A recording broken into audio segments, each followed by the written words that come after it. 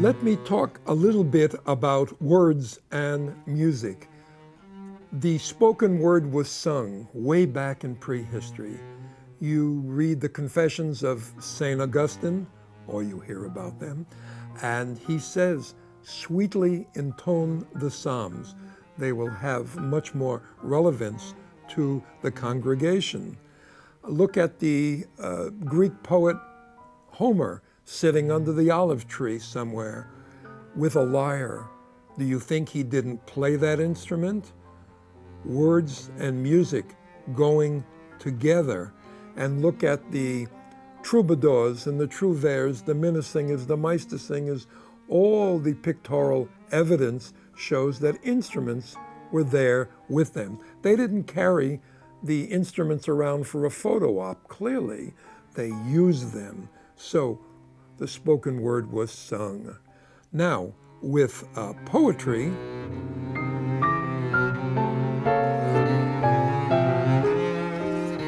and instrumental music, it goes back, from my point of view, to 1975. The American composer Tom Johnson wrote an iconic piece called Failing. And he had a text. The bass player had to read it and play at the same time. And it got increasingly difficult, and the bass player would talk about it. It was self-referential, and it was very amusing, very witty. It became one of my signature pieces for many, many years. I couldn't go anywhere without people saying, "Are you going to play that piece?" And I would always smile and say, "Which piece?" And they say, "You know." And I'd say, "No, I have a lot of pieces." Anyways, that started. And I got interested in the idea of doing some poetry with that by working with different poets, the late Shirley Ann Williams, the omnipresent Jerome Rothenberg, great performer too, both of them were.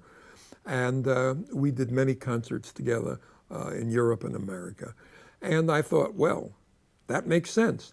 The American poet Kenneth Rexroth said, if you're going to narrate poetry, the best musical instrument is the contrabass. Hear, hear. Cheers on Mr. Rexroth. So when Shirley passed and Jerry was busy, I started making settings of some poems that fascinated me. I have always been a reader, going back to my days as an underage musician playing in smoky places late at night, like nightclubs, which no longer really exist. And so when the band would take a break, they would put me in the band room, which was usually a closet for brooms and stuff like that. And they'd leave me in there for about 10 minutes. And so I started becoming a reader, a speed reader, and I loved poetry and short stories, and I still do. So I started realizing that people do not always respond to modern music, but if you have words or you have visuals, you got the audience. So there it began, the idea of marrying words and music and putting it in my repertoire. And this project will deal with my settings of various poetry from different periods.